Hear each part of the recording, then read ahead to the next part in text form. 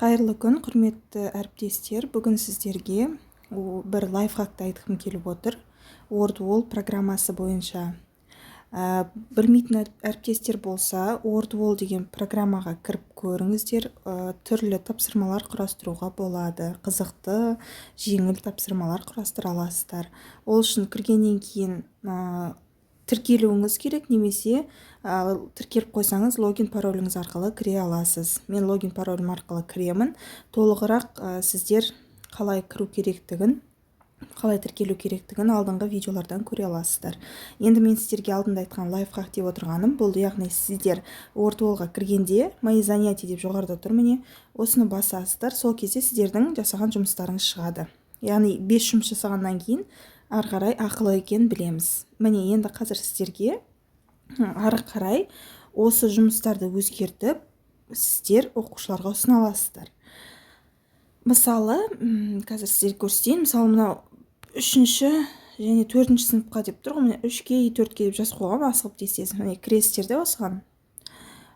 Төменде сіздерде міне былай оң жақта тұр больше деп, міне мынау батырма. Енді редактировать контент дегенді басасыздар.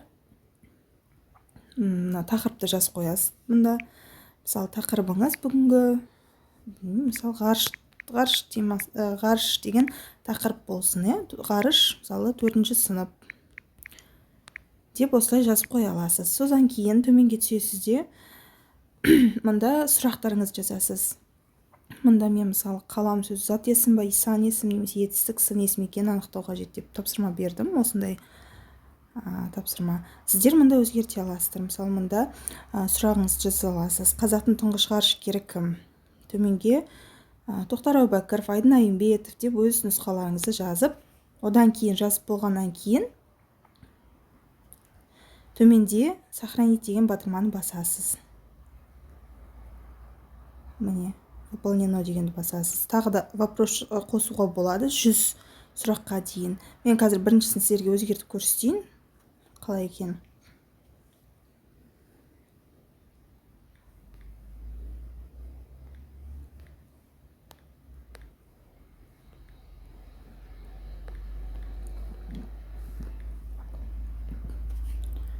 Мысалы,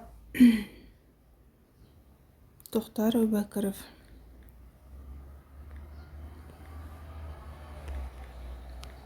Тоқтар Әубәкіров. Бірінші нұсқаға жазамыз дұрыс дегенге сан есім деген орнына мысалы Айдын Айымбетов деймін. Одан кейінгі ары қарай нұсқалар жаза бересіз. Талғат Мұсабаев деп. Содан кейін барлығын осылай жасап шығасыз. Мұнда сурет қосуға болады. Мынаны басып Тоқтар Әубәкіровтың суреті шығады. Міне осылай істеуіңізге болады.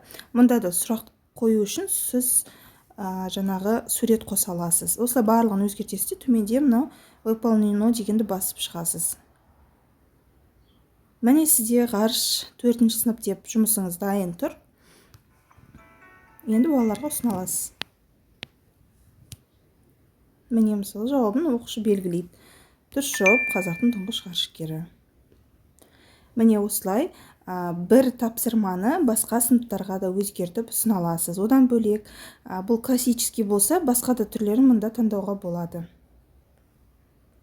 Мына жерде минутын өзгерте аласыз. 15 минут бердім мен ойлануына. Сіздер 5 минут немесе ол жалпы уақытты көрсетіп тұр. Бүкіл сұраққа 15 минут беріп отыр мен оқушыларға. Сіздер может 20 минут бересіздер. Енді сұрақтарыңыздың санына байланысты. Содан төменде применить к этому занятию дегенді басасыз. Осы жаңағы сұрақтарды сіздер міне колесо етіп өзгерте аласыздар, немесе бір ұяшықты таңдау арқылы өзгерте аласыздар, анаграмма ретінде өзгерте аласыздар. Төменге түссеңіздер, осылай жұмыс жасай аласыздар. Тағы да мои занятияға кіріп, тағы бір-екі жұмысты көрсетейін. Мысалы, мынау су деп тұр, тақырып су деп 3-ші сыныпқа алғанмын. Бұны біз қазір өзгертеміз. Өзгерту үшін больше дегенді басамыз, редактировать контент, су емес тақырыптық, мысалы, қайталау деп қоям. Қайталау.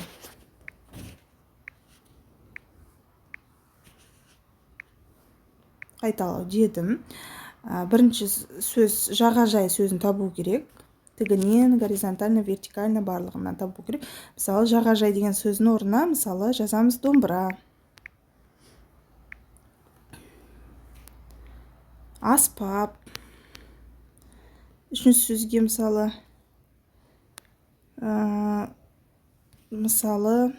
гитара немесе енді тақырыбыңызға байланысты жазып шығасыз да. Содан кейін төменде қайтадан жасап болғаннан кейін мен мысалы мына жерге 10 сөз енгіздім, сіз 25 сөзге дейін енгізе аласыз. Добавить новые слова деп жазып шығасыз. Выполнено дейміз. Жаңағы су деген тақырыбымыз қайталау деп өзгертілді.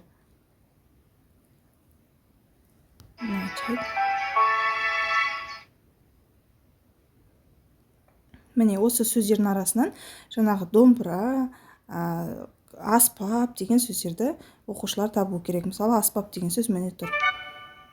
Осылай іздей береді. Және төменге түскенде бұлай өзгертуге болады. Тағы да айтамын, темасын, яғни басқаша етіп ойнатуға, өзгертуге болады. Мұнда 8 минут берген, сіздер 5 минут берулеріңізге болады, 10 минут берулеріңізге болады. Және осы жұмысты, мысалы, ойында табу поиск словты, мысалы, мен случайное колесоға ауыстырам. Осылай басатты, мысалы,